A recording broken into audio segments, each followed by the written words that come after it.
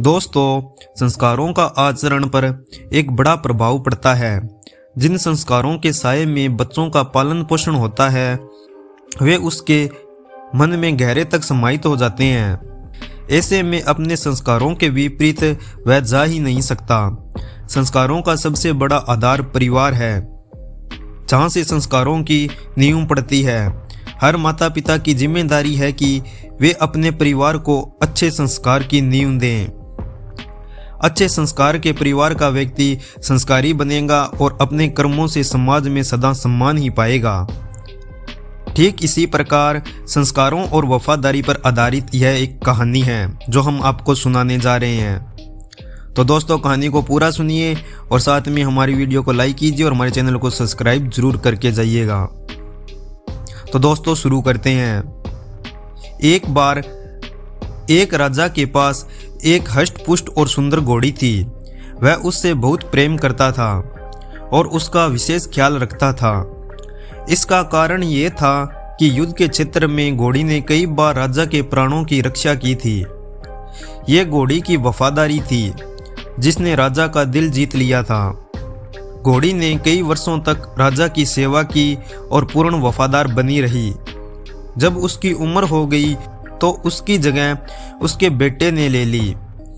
घोड़ी का बेटा हष्ट-पुष्ट था, मगर उसमें एक खामी थी, वह जन्म से ही काना था।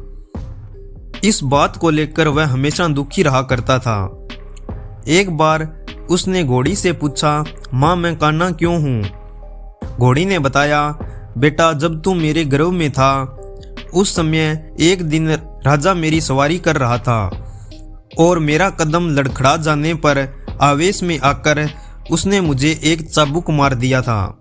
शायद यही कारण है कि तू काना जन्मा।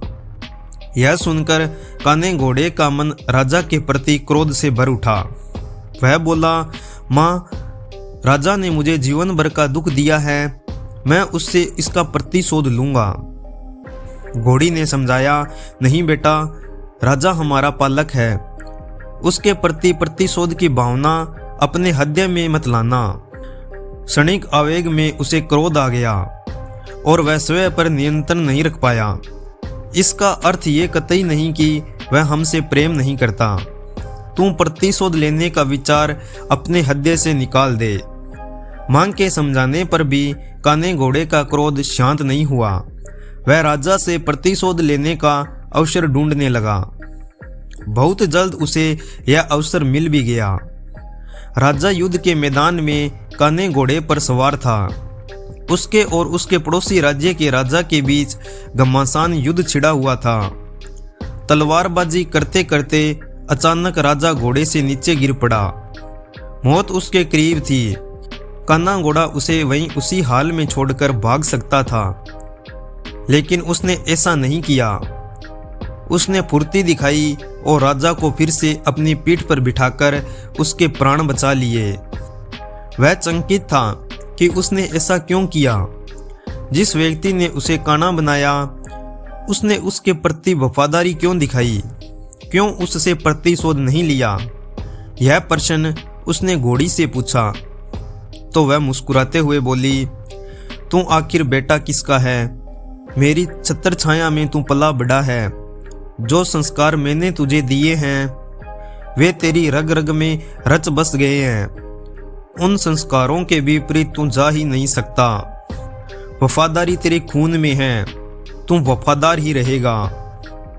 तो दोस्तों, इसी प्रकार जानवर हो चाहे इंसान, जिसके संस्कार और वफादारी अच्छी होती है वो अपनी ज़िंदगी में कभी नहीं हार सकता है।